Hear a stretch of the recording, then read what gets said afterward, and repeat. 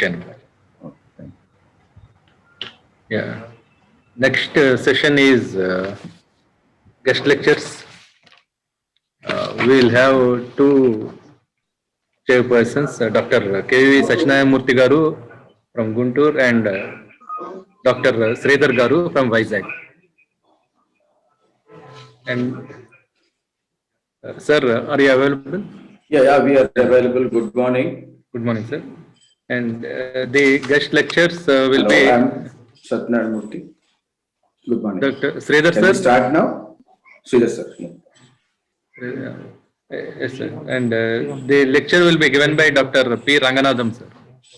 Yeah, I take the privilege of introducing Dr. P. Ranganathan sir. Sir is going to talk on aneurysm surgery, changing perspectives. Dr. Ranganathan sir is one of the senior neurosurgeons of Andhra Pradesh. He is born in July 1955, studied his MBBS at Andhra Medical College and did his MCH in AIMS in between 82 86. He was the first person to do a 5-year course at AIMS under the able lead guidance of Professor P.N. Tandon, A.K. Banerjee sir and Ravi Bhatia sir. Worked as a faculty in NIMS for 5 years and later moved to private practice. Started the neurosurgical unit in Yashoda Hospital in 92.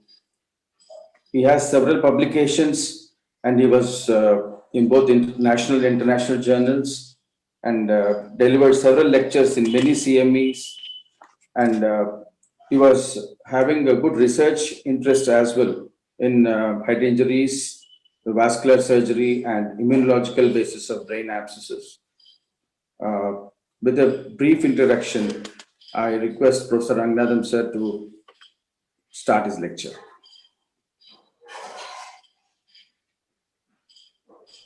Hello. Good morning to everybody, and special thanks to Dr. Satyavara Prasad, Dr. Vijay Shekhar, and Dr. Venkataraju Ballabhadra for inviting me to give this guest lecture, and Dr. Satyanamurthy for the introduction. Before I go into the lecture, a small prayer as is my tradition. Apadapapa hattaram dataram sarva sampadam lokabhiramam Sriramam bhuyo bhuyo namamyam. Lord Sri Rama, give wealth and health to all the members of the AP Neurocon. I thought that this prayer is more apt in the present pandemic, which is prevailing all over the world and also Andhra Pradesh as well. And I recall the first Neurocon conference in Vizag, in the Dolphin Hotel. Professor Balaparmeshwar Rao was the brain behind the starting of the Neurocon. Sir, we miss you, sir, but we have the greatest respect to you. The aneurysm surgery changing perspective, as Dr. Satyanamurthy said, is the title. Let me reiterate at this point that I am not going to talk to any of the so-called surgical details or technical marvel. I'm only talking about, with my taking into consideration, the experience over the last many years. Now it amounts to anything around 38 years. The change in perspective of aneurysm surgery, aneurysm treatment. And I am very lucky to have two great teachers, Professor Prakash Tandon and Professor Banerjee, so who are very inspiring and very systematic, disciplined, great neurosurgeons who brought the neurosurgery department of AIMS to this state, as you all know. And my introduction to the subject of vascular surgery started in 1982, the year where I joined AIMS Delhi.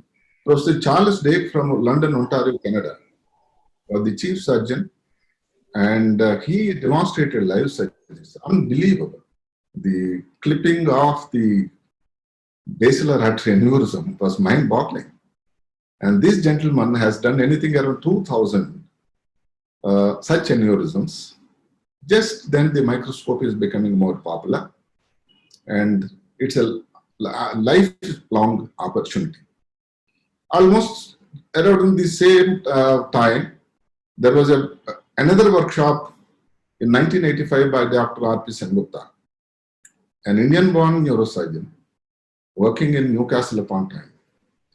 And that has really propelled my interest in neurosurgery, more so the vascular surgery. And this is the time Professor Banerjee asked me to do a thesis topic.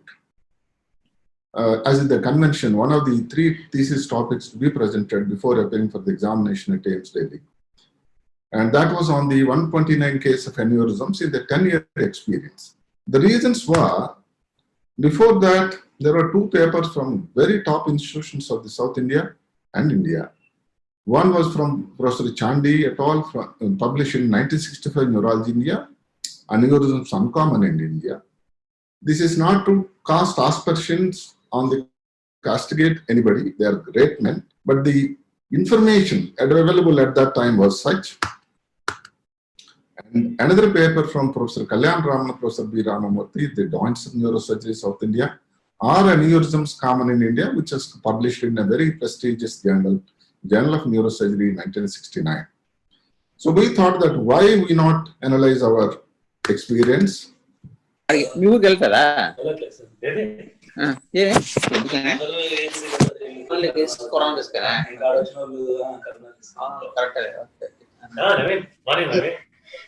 మళ్ళీ కేసులు మాత్రం town అంతే కేసులు మాత్రం town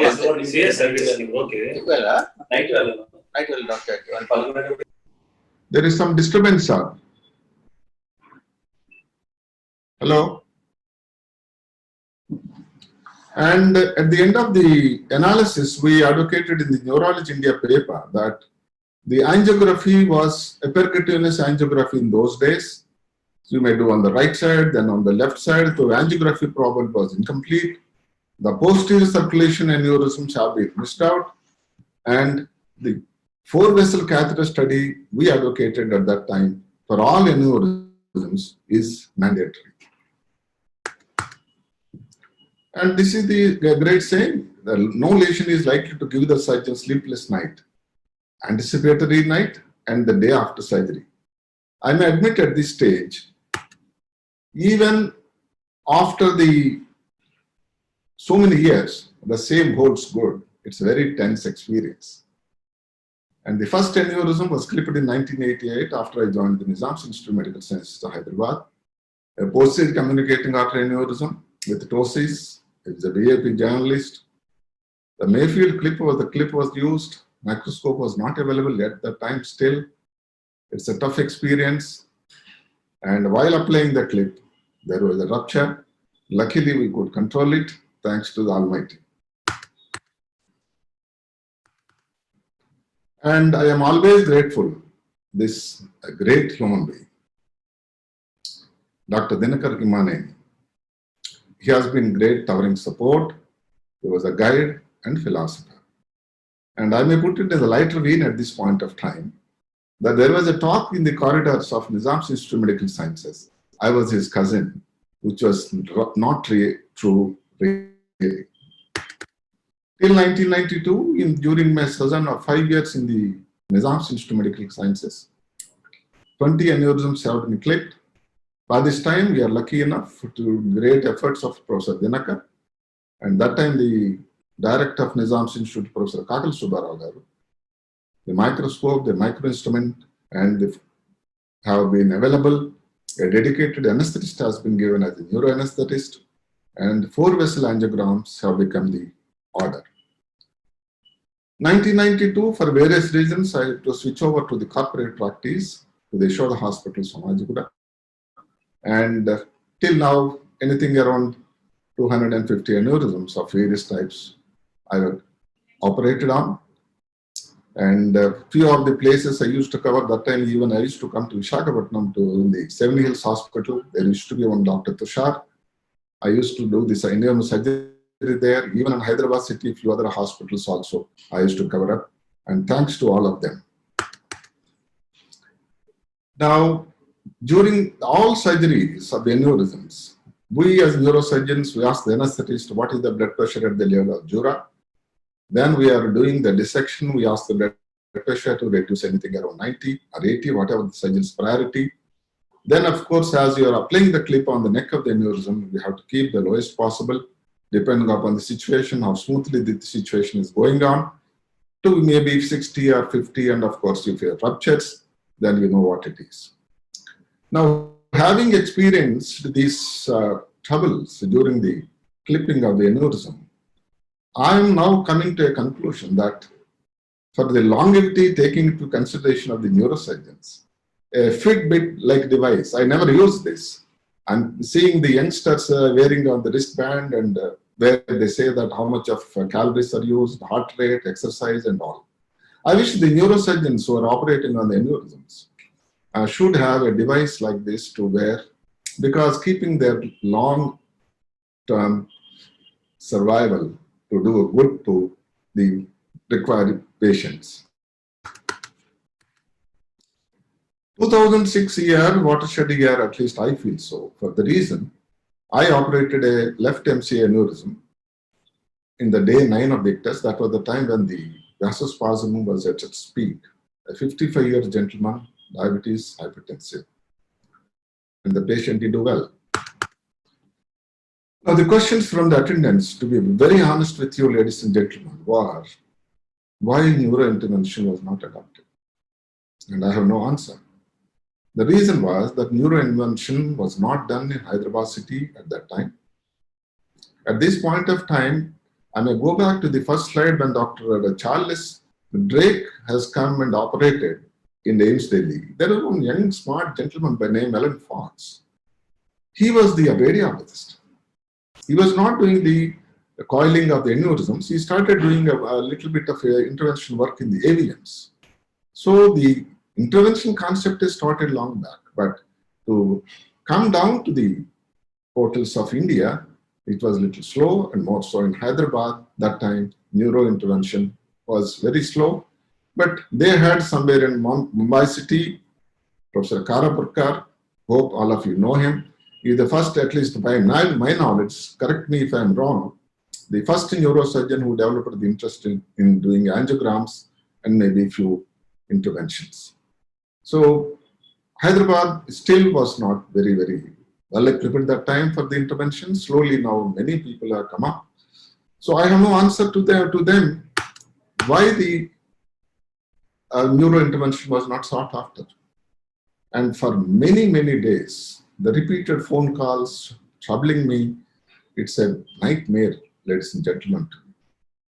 So slowly the perceptions of the relatives also are changing, so as mine.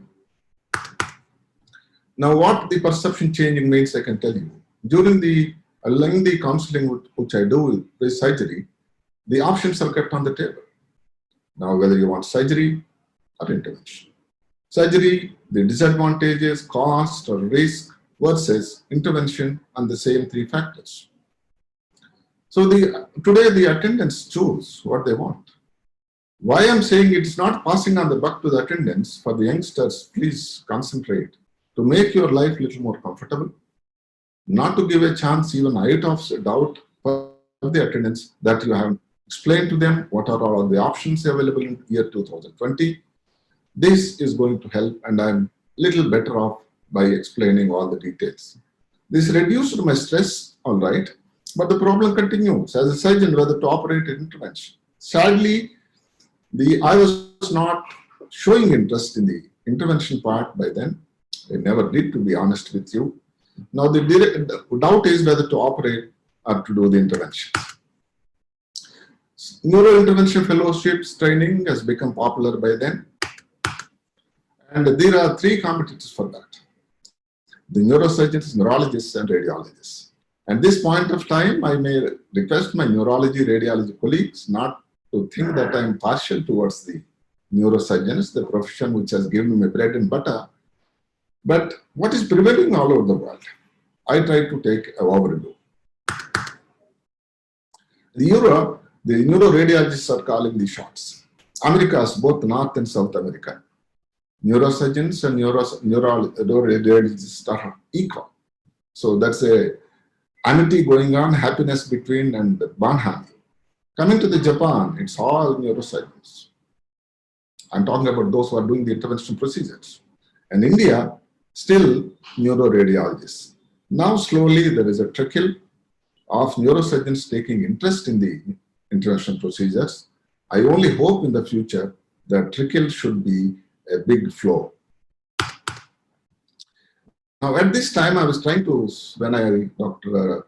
Satyavara Prasad asked me to speak on some subject, I thought that I will speak on the changing perspective. As I said, I went through the various journals, and various articles have drawn my attention, coming from various parts of the world, be it from the Baghdad, be it from the America, or from the Taiwan. There are a few articles I quote. What is the solution to perform this?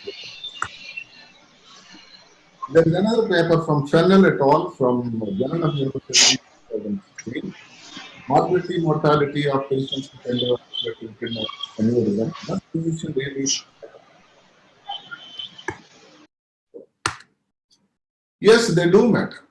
At this time, the Fennell's paper in 2016, which I quoted already, and there is another editorial with Montanera, inconclusively said that neurosurgeon results are superior to others. The neurosurgeons are preferred because there are lower complications.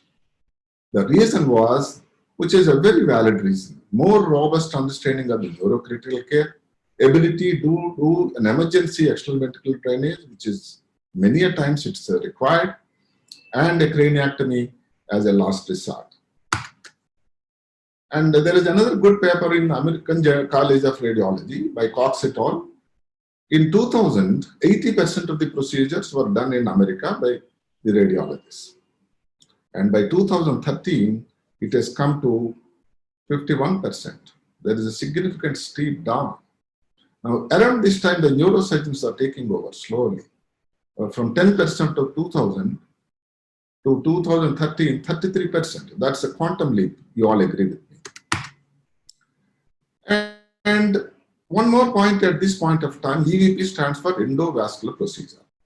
Not all aneurysms are covered with the endovascular procedures. All of you know wide-necked aneurysms, large circular aneurysm, contraindication to usage of antiplatelets when they are required, small or tortuous vessel aneurysms or pseudoaneurysms.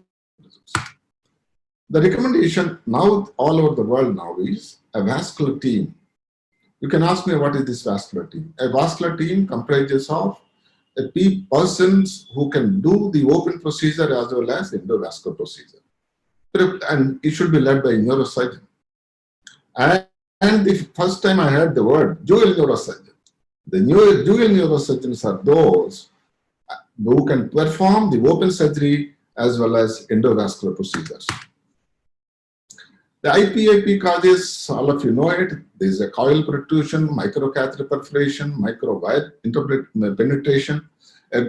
All the interventionists have this experience someday or the other. Then there is the problem, what to do immediately. Now, the literature says, and also the continuous introduction is evolving science, the technology, new coils, stands, flow diversion. One of the first papers I was hearing, flow diversion designs. I may be excused to say this word trial and error at this point of time, because if the one coil doesn't work, then they put the other coil, then they work the stents and all this. And this is the time the concept of hybrid operating room, it's a revelation. Hybrid operating room means, this was again a very good article from Yung Seng Yui from Taiwan. There is an intraprocedural perforation, and the biggest problem at that time was to ship the patient for a CT scan, then for the surgery room and all this. And this hybrid operating room consists of neurosurgical operating facility, a CT angio facility, the digital subtraction angiography facility, and this is done by the dual neurosurgeon on the same operating table without moving the patient, ladies and gentlemen. So this saves a precious time, and the patient many a time, of course, they had a 5-patient series, and all the 5 patients have been saved, though the patient were sick.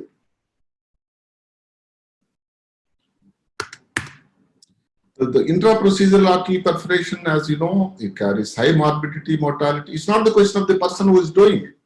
Any procedure, be it like aneurysm when I clip, has some morbidity, mortality.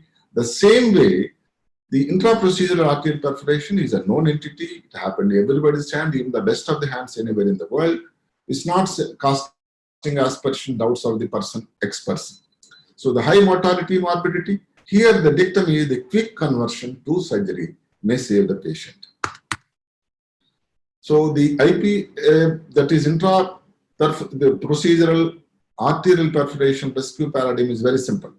Rapidly issued rescue process. Anesthesiologists in the same hybrid operating room as I showed can stabilize the patient very effectively. And if the interventionist wants to do further trial of further coils, balloons or whatever is possible.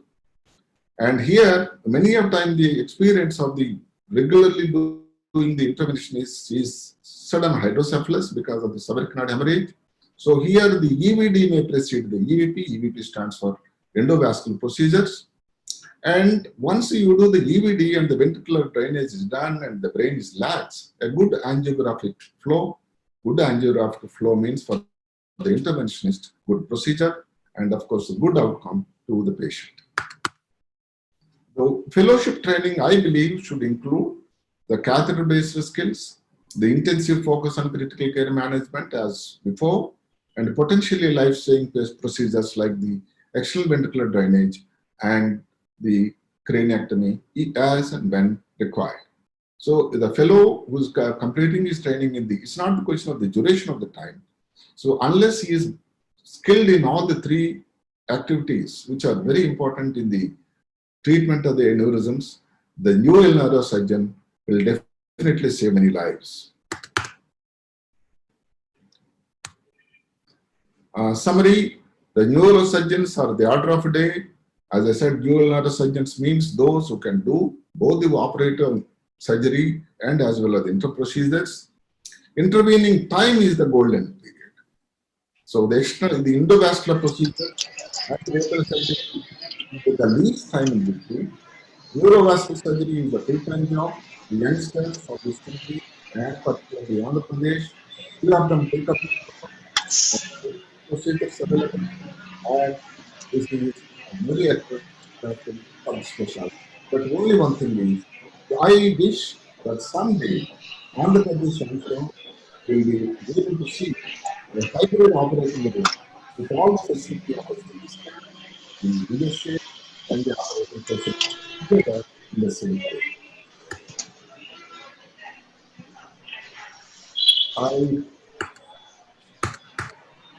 The Team Neurosciences Sunshine Gachibowli brings the best wishes to you all. And I end my talk thanking the organizers of the AP Neurocon 2020 for giving me the opportunity once again. And I bring the best wishes from the Lord on the Navapat Pahad, that is the Lord Balaji. Thank you, ladies and gentlemen. Thank you very much, sir, for your excellent elucidation of the perspectives involved for the young neurosurgeons. And we as torchbearers will try to carry on your instructions and put these guidelines for the university to emulate them in our field. Thank you, Dr. Murthy. Yes. And I keep hearing the WhatsApp group, Vizag. I'm so happy the number of international procedures are being done and various quality work is being done. I'm very happy and it's no less than Hyderabad today. And my suggestion to the youngsters is it's not that one person, but a person who is able to do both will help us. It's not that I'm creating animosity between the neuroradiologists and the neurosurgeons, but togetherness will help. And the time gap, suppose the rupture happens or intervention procedure have a problem, which doesn't go always smoothly, as you agree with me. That is the time intervening time should be the least to save the life. Thank you, sir. Any more questions? I'm more than from the youngsters, those doing the intervention procedures are willing to answer the question. Dr. Sudhir, you are presenting your data. I've seen the first presentation. You want to ask me a question? Thank you very much, sir. Sir, I just wanted to ask you that what is your take with regards to ruptured aneurysm when it can not be done only with a solo coiling. That means it requires additional hardware in the kind of a stent or a balloon. So, what's your take on that? Like, for example, anterior communicating artery ruptured aneurysm with a grade 2, and it requires a stent because of the pattern of the neck. Then, what's your take? Should surgery be number one, or should endovascular be number Now, one in a Sudhir, ruptured cement? yes, yes. Your question is over. Shall I answer now? Yes, sir. Sure, sir. Thank you, sir. Now, the paradigm has shifted quantum leap now, Sudhir. There was a time that all news aneurysms have to be clipped, isn't it? Now I am there in the thick and thin. Yes. Yes. The first maybe 25 years or 20 years, all aneurysms have to be clipped. As you people have taken over, which is a very good sign and a healthy sign as well, definitely the interventions have come away. So it's the ability of the intervention is, first of all, to tell you honestly, I told you in the counseling what I do, I put the thing on the table of the patients and the interventionist is involved. For some reason, the interventionist says this is probably not the aneurysm for the intervention. That is the time when because ultimately, if the attendance who is the most. So, that is the situation. Otherwise, what you are technically asking me the question and all, definitely stent and the rupture rupture by the surgeon also, the headache, the stress, and also safety. Thank you, sir. Thank you very much, sir. Thank you very much. Hello. Yes, sir. Hello, good morning. Ranganath garu, very good speech. I am Dr. Varaprasad from other cell phone. So one suggestion yours is very beautiful. So it's high time for neurosurgeons to take over the neurointerventional procedures. 100%. That's what as a nomenclature do in neurosurgeons. So we are also trying to inculcate that idea. Now at present it is with the neuroradiologists. So neuroradiologists. So it's because now neurosurgeons are plenty. Number of neurosurgeons are coming up. So we have to take as a full profession. So the time another 5 years. So most of 75% should be done by neurosurgeons. That should be our aim. And our teaching colleges should aim for neurointerventional procedures done by neurosurgery postgraduates. So very nice message from you. I just 2 comments before I make a thank you. That when I come to next time Vizag and all, please don't instigate the neuroradiologist to not to allow me come to the city because I'm instigating them. Not the neurosurgeons should take over Prasad in the light. Not like that. Slowly changeover should be smooth, and we have to take it. So, right. Another important, if I say suggestion to you and all, you have been doing for the Department of Neurosurgery so much every day. Something good is happening. Okay. Take this concept of this hybrid operating room, where because we are talking about Norway, Oslo, we are talking about somewhere in Arizona. So why not that? So try and think in that where the DSA facility with the angiogram, the CT scan facility, now CT scans are available within the operating room in AIMS also. Then of course, the neurosurgeons to have all the equipment wherein surgery can be done. So all the 3 in the same operating room, as I said, hybrid operating room, that saves all the stress is also over. Suppose there is a problem with the intra-procedural rupture, it is possible. So where do you look at? You can't ship the patient out for the CT scan, then bring the patient to the operating room. Precious time is lost. My only advocacy is that if you can reduce this time, you will save many lives. Yes, future will be hybrid operation rooms, operation theaters. Right. I'm already So that should be ideal. Yes. So future plan should be also neurosurgery OT should be like that. I agree, sir. Right. Thank you. Thank you.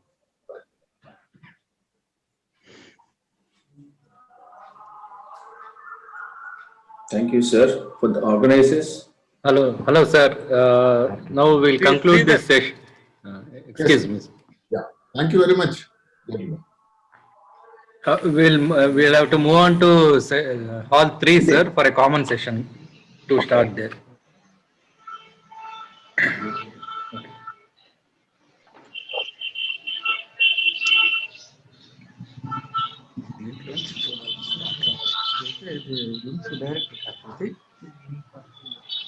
Personal సచివాల ప్రసాదం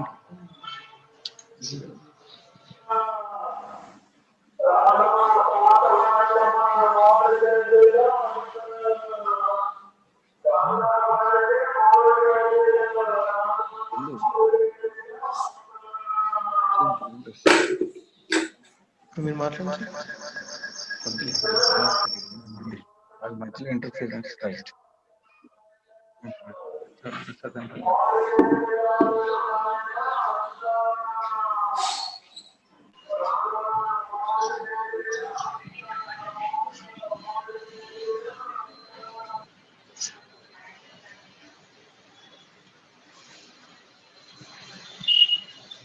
hello doctor Satyanarayana గారు.